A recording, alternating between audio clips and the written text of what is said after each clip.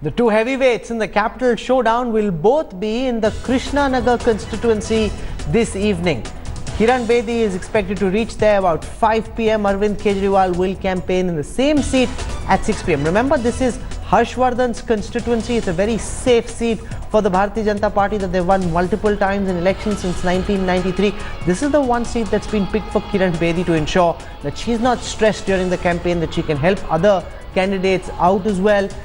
It's the safest seat for the BJP in Delhi, and that is where Arvind Kejriwal is coming as well. It's not a very big constituency, so I wonder if Kiran Bedi and Arvind Kejriwal will actually come face to face this evening around 6 and 7 p.m. Wouldn't that make things exciting in the capital showdown? I want to go across live to my colleague Ankit Tyagi. He covers the Aam Aadmi Party for us, and he's covering Arvind Kejriwal's big Delhi roadshow.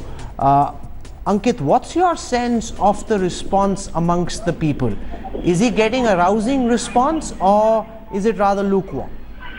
Rahul, this roadshow has shown two things. Number one, that Arvind Kejriwal, he is getting advantage of starting early. This was planned in advance. There are about 10 to 12,000 people, those who are on the road. The central Delhi area completely, thrown out of here because of Arvind Kejriwal's roadshow. But yes, a massive response as far as Arvind Kejriwal is concerned. Significantly also, a day after Kiran Bedi was announced the chief ministerial candidate, he is showing his strength on the ground. Let me also tell you the kind of crowd that has come.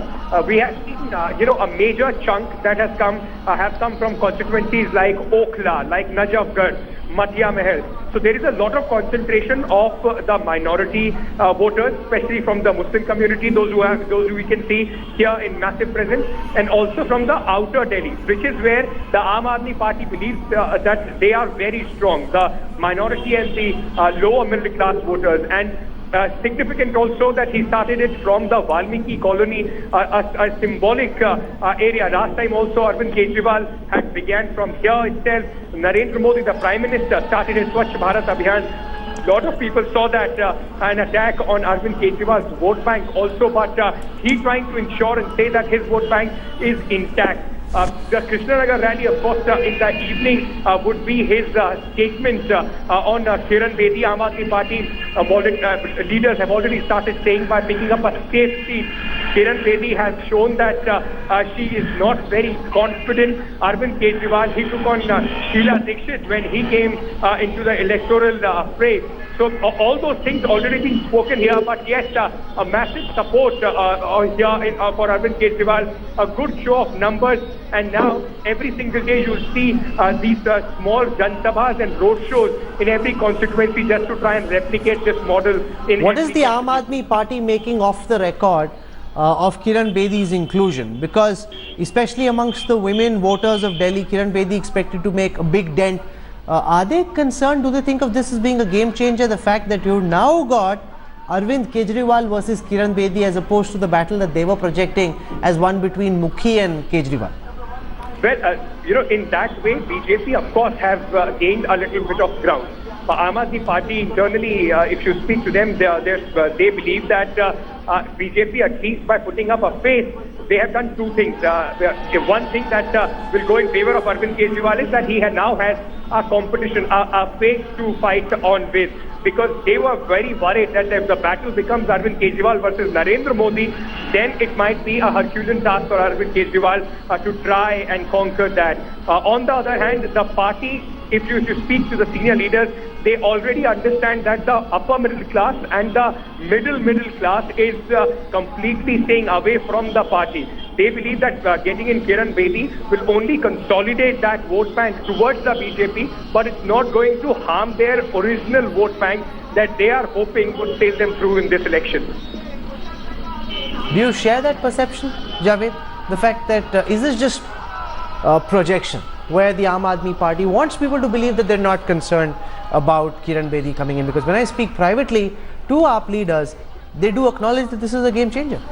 Well, certainly, whether it's a game changer or not, but she is a force to reckon with. She adds on certain things to the BJP's armory, and therefore In public, nobody will ever admit. Even if they were pitted against Narendra Modi, in Varanasi they used to say we're not factoring in Narendra Modi. We're on a roll. So in elections, political parties adopt this stand, but privately, I'm sure they must be worried and they must be strategizing. And that's why, this, even if we are not going to have a direct face-off in the form of a debate, make no mistake, Arvind Kejriwal will on a daily basis be needling Kiran Bedi. No, but why try and provoke that's Kiran Bedi. absolutely correct. But Rajesh, why did Kiran Bedi change her mind? Yesterday when I interviewed her, she said she's willing for a public debate. And she said she's not scared of Kejriwal, she'll take him on, let there be a debate. She's spoken in the past on record. She's tweeted saying there should be presidential style debates. This morning she changed her mind. Did somebody speak to her? What happened, Brajesh? Well, what we have been given to understand that party is also extremely aware of the kind of conversationalist Arvind Kejriwal is, and they are also aware of certain limitations of Kiran Bedi. She is a great speaker, but when it comes to a one-on-one public debate, then any particular point which she is not able to make across or score a good point over Arvind Kejriwal will definitely portray her in a negative sense, and that would be a huge advantage for her. And since she is the chief ministerial candidate, the senior party leaders don't want to take a gamble because this kind of strategy has always worked for Aam Aadmi Party and especially Arvind Kejriwal, who has been in politics for a long time now. But Kiran Bedi is a novice in political arena, and her entering into this kind of debate with Arvind Kejriwal, the party is not that sure about the outcome of that particular debate. And this is the reason why today when Sambit Patra denied that Kiran Bedi is ready to argue, but on the floor of the house immediately we saw former Aam Aadmi Party member Vinod Kumar Binni jumping into the fray and saying that he has challenged Arvind Kejriwal some 25 times to have a debate, but he is not willing to engage me in a debate. Thereby the party knows the fact that if Kiran Bedi doesn't perform that well, then the perception battle will be won over by Arvind Kejriwal, and that will give a huge boost to electoral chance of Arvind Kejriwal. Javed, could she change her mind? Because this is gaining traction. You look at social media, you look at television, the Delhi debate, the Delhi face-off, Kiran Bedi running away, not accepting challenge. The Aam Aadmi Party is going crazy. They're really pushing this hard. Will Amit Shah, Jaitley and Modi just stonewall this campaign and say just let it be, it will die out in a couple of days? Or could it push Kiran Bedi into accepting this challenge? Left to Kiran Bedi, perhaps she would jump into the fray. Her first interest is she's confrontationist. She's a confrontationist. She's a cop, so she takes everything head on. But her political manners, the Jaitlis, the Amit Shahs will perhaps advise caution. They believe, their strategy will be to insulate her because, Kejriwal is better prepared. He's primed for this kind of thing. Kiran Bedi is not. She's just been brought in. She might have been running an NGO, but running an NGO, fighting elections, running a political outfit is slightly different. She used to giving orders and compliance. When you run a political outfit, you have all kinds of oddballs. People. We saw this day before yesterday. In her first public interaction, she scolded the workers. She said, "If you don't want to listen, then please leave." So this kind of thing she'll have to desist from. She still has to show perhaps the one chink in her armor is her man style. Rajesh, she's been accused in the past by her peers and her seniors of being totalitarian, authoritarian, dictatorial, not being a good team player. Those are charges that have been leveled against her in the past. Now she's in politics. Earlier, you're in a position of authority, you're the IG or the DG prisons, you can get away with it because others are your subordinates and they have to listen to you. In a political setup which is more open, are people in the BJP in Delhi concerned that she would be difficult to get along with, Rajesh? Well, absolutely, and this is the reason why we saw yesterday Manoj Tiwari coming out in open and speaking against her, saying that this Thanedar type of mentality won't work in Delhi. And to be fair to Kiran Bedi, she has a long illustrious administrative career, but apart from that, she is a political novice, and these people are the kind of individuals who have won 7-8 assembly elections in a row. Jagdish Mukhi must be on his 9th assembly tenure, and apart from that, Manoj Tiwari is a sitting member of parliament. So the BJP internally, they are aware that that personality of Kiran Bedi has several drawbacks, but the fact is what is making her click in the eyes of the senior leadership is the fact that there is not a single candidate barring Dr. Harshvardhan who can actually command respect in the eyes of public of Delhi, and she comes across as somebody who's a woman, somebody who has a proven track record. Then why not pick Harshvardhan? Why bring in a Kiran Bedi? What's their internal thinking? Well, the second surprise, apart from electing Nupur Sharma to contest from New Delhi, is why has been the stature of Dr. Harshvardhan be devalued within the party. He was removed from being the health minister to a science and technology minister. It was expected at that time. Several people thought that that this demotion is being seen as him being prepared for the larger battle at Delhi. But this particular strategy of BJP of keeping away Dr. Harshvardhan from the elections of Delhi is also an equal shocker, because he commands a lot of respect within the party as well as in Delhi. And if you remember last assembly election, the BJP was nowhere in the picture till Dr. Harshvardhan came and took charge, and the BJP almost reached the magical figure of 35 seats. So it is indeed very, very surprising, and nobody is willing to comment on this, but in private many of them express their shock and surprise as to the exclusion of Dr. Harshvardhan. The sense that I have is that Prime Minister Modi wasn't impressed with Harshvardhan, the health minister, and he felt that he wasn't up to the task. But is that unfair to the likes of Harshvardhan, who've been in the party, Javed, for so long, and you suddenly superimpose someone who's been parachuted into the party right at the top of the food chain? Well, if I were Harshvardhan, I would certainly feel disappointed. There's nothing against him. He's put in the hard years. He's honest. He's not corrupt. Honest, yes, there's nothing against. Even if his opponents, never accuse him of any wrongdoing.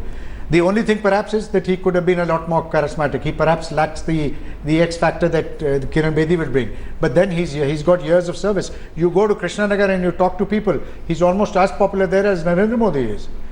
He's done a lot of work. He knows most of his constituents by name. Perhaps Dr. Harshvardhan has reason to feel that he's been done. But imagine the predicament of being Harshvardhan today. Krishna Nagar is his constituency. He's nurtured it for years on end. And now, he was the chief ministerial candidate last time.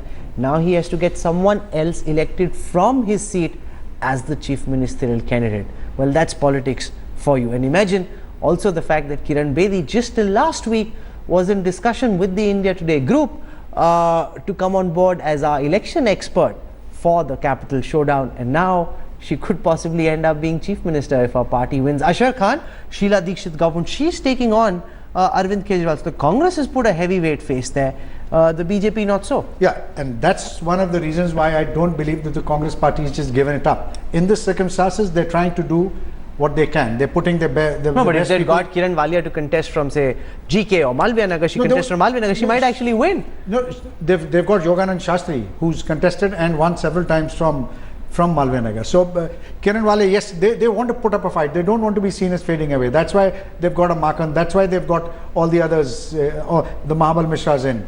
Whether all that pays dividends, whether they will be able to win 8 or do better than 8 or do less than 8, we'll only know at the end of the day. But they're making an effort. Perhaps it's come a bit too late. Makan 2 months ago, if he had been put in charge, perhaps no, but the Congress does this again and again. It did it with Jyotiraditya Scindia in Madhya Pradesh. 2 years before the elections, he kept saying that he wanted to go and he wasn't sent. And right before the elections, he was then made chief of the campaign committee and asked to go to Madhya Pradesh. And then he's been called back. So they only have 2 things. This is the problem with the Congress party: lack of conviction. And they have a template. Look at Sachin Pilot. He's made a dent. He's made an impression. He's going door to door. At least you're making an effort. He's young. He has several decades of politics ahead of him. You don't win every time, but he's made an impression. Perhaps a Jyotiraditya Scindia, if he's sent back now, tell him he should be made to just concentrate on Madhya Pradesh. There's very little to do with the center at the moment. Oh, absolutely.